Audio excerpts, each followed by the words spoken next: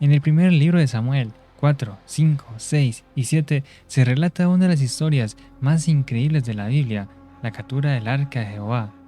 ¿Usarías a Dios como si fuera un amuleto de buena suerte, o como si con solo llevarlo contigo ya todo te saldría bien? Eso fue exactamente lo que hizo Israel, y lo que pasó después los destruyó. Los filisteos no eran enemigos cualquiera, era uno de los pueblos más poderosos y temidos de aquella época, con una tecnología militar muy superior a la de Israel. Dominaban el hierro, tenían armas y un ejército organizado. Se habían establecido en la costa de Canaán y desde allí amenazaban constantemente el territorio de Israel. No oraban a Dios y su dios principal se llamaba Dagón, dios del grano y la fertilidad. En sus ciudades principales tenían grandes templos en su honor. Todo comenzó cuando Israel salió a enfrentarse a los filisteos. En el primer enfrentamiento, Israel fue derrotado. Cayeron en total unos 4.000 soldados en el campo de batalla. Los ancianos del pueblo, confundidos, se preguntaron: ¿por qué nos ha derrotado Jehová hoy delante de los filisteos?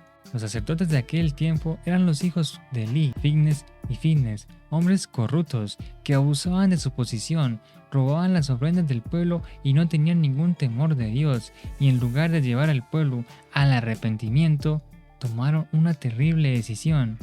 La decisión fue llevar el arca del pacto de Jehová desde Silo hasta el campo de batalla. Tenían una lógica muy simple: si Dios está con nosotros físicamente, no podemos perder. Vaya, que estaban abusando de los privilegios dados por Dios. Recordemos que Israel, a pesar de todo, es el pueblo escogido por Dios. Cuando el arca llegó al campamento, todo Israel gritó con tanta fuerza que la tierra tembló. Los filisteos, como era de esperarse, escucharon el estruendo, preguntándose qué está pasando, y cuando supieron que el arca de Dios había llegado, sintieron miedo. Se decían unos a otros: ha venido Dios al campamento, el mismo Dios que derrotó a Egipto.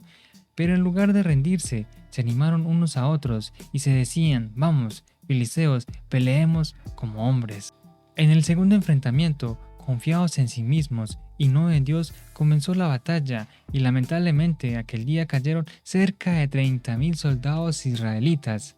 Los filisteos masacraron a Israel, siendo este uno de los días más oscuros de su historia desde el día que salieron de Egipto. Y no solamente por el número de bajas. Cuando vieron que estaban siendo derrotados, los sobrevivientes huyeron, dejando así el arca de Dios al descubierto, algo que los filisteos aprovecharon y capturaron. Y eso no fue todo. Los dos hijos de Eli, Ofine y Fines, murieron en batalla, exactamente como Dios lo había anunciado días atrás por medio del joven Samuel. Seguramente un día que Israel no olvidaría.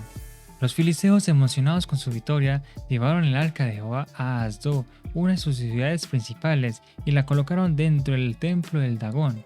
Su dios principal era un gesto de triunfo, fue como un trofeo de victoria.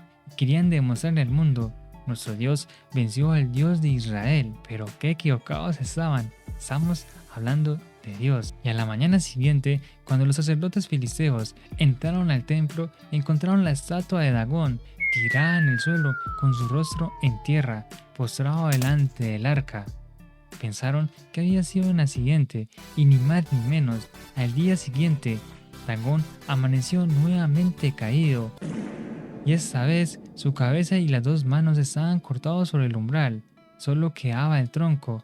Dios estaba demostrando que no se arrodilla delante de ningún dios, y mucho menos uno pagano como este. Y es que a veces tomamos decisiones a la ligera, o simplemente nos dejamos llevar por las emociones, sin contar con Dios primero. Si creemos en Él, somos sus hijos, pero eso no nos da el derecho de hacer lo que queramos, porque la obediencia es prioridad, y Dios prefiere un corazón dispuesto, humillado, antes que uno confiado en sus privilegios. Y en aquellos días los filisteos estaban conociendo el verdadero poder de Dios, y la caída de su dios Dagón apenas estaba empezando, y pronto Dios atacaría sus ciudades principales de una manera que nunca olvidarían. Pero eso te lo cuento en un próximo video, y si no quieres terminar como Israel, dale like y suscríbete.